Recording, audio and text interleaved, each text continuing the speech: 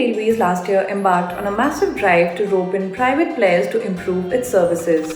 One of the most important initiatives part of this exercise and a first in the national transporter's history is allowing private companies to operate passenger trains.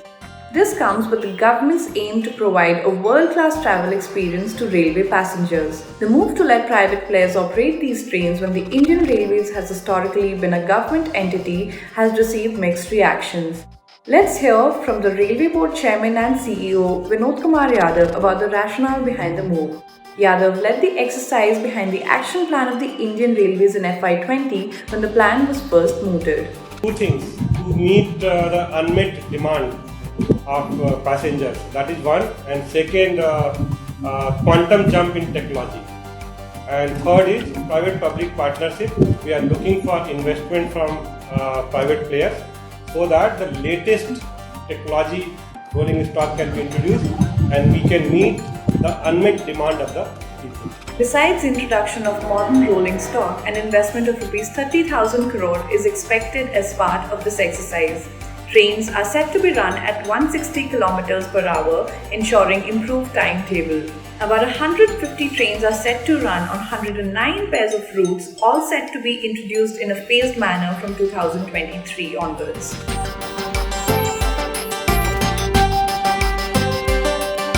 Private companies which operate these trains will be given a free hand in fixing fares. Market forces are supposed to decide on a range much like they do for the airlines. There is no cap whatsoever on the fares for these trains as yet. Competition from cheap flight tickets, air-conditioned buses that service the same routes as these private trains are expected to keep the fares in check. New technology, new players, efficiency comes in, technology comes in, and over a period of time, competition will bring in greater play of competition, and it will reduce fares both on the freight and passenger side for the country. Certainly, we are expecting a good response, and as it has been mentioned earlier also, they will be free to fix their own fare. But obviously, when they will be fixing up the fare, they will have to see the competition from road and airways, and they will have to bring efficiency in operation. And the rolling stock which is envisaged in these contracts, they require very less maintenance. So we are expecting that operation cost for these trains will be very less, and they will be able to run these trains profitably.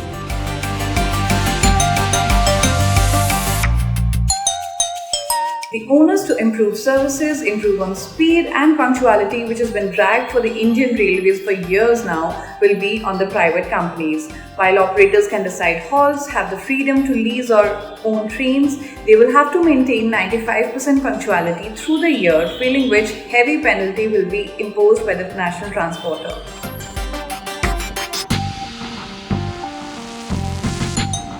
So far, 23 companies including Bombardier, Alstom, Titagarh Wagons, IRCTC and NIIF have purchased the bid documents for these trains. The Indian Railways is amongst the world's largest train networks. It runs over 12,000 passenger trains carrying 23 million travellers every day. With freedom to fix fares in exchange of advanced services, who wouldn't want a chunk of this market share? Let's hear from Alash Paul, Managing Director for Alstom India and South Asia, on the opportunity that private trains provide. Alstom in India offers a complete range of equipment and services with the ambition to partner with stakeholders in meeting tomorrow's mobility challenges. Alstom supports Indian Railway move to introduce modern technology rolling stocks with reduced maintenance and operating costs and enhanced safety.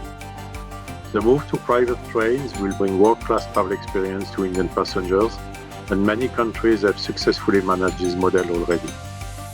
The knowledge of IR and the expertise of global operators will be a win-win situation benefiting both operators and users.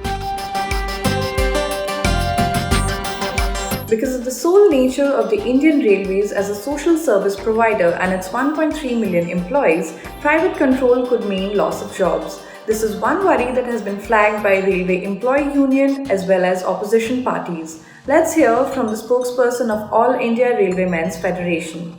I believe that if the private operators will come, so what as has been envisaged by the Indian Railways, the only guard and driver, loco pilot will be from our Indian Railways, whereas the other maintenance staff and other staff, they will not be from the railways. So definitely there will be the staff will be reduced, number of employees will be reduced.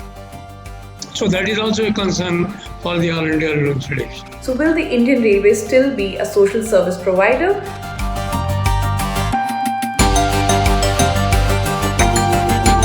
Introduction of these trains, they will not be able to afford to travel by these luxury trains.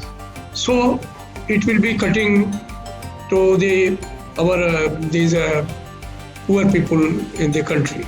So number one is this. Second is that we have seen that where several private operators have been given the operation of trains world over, the operators' first motto is the profit, not the safety. These trains are very less in number, and they will be taking care of the premier segment. And when the railway will be able to utilize its resources for the social services and the common man.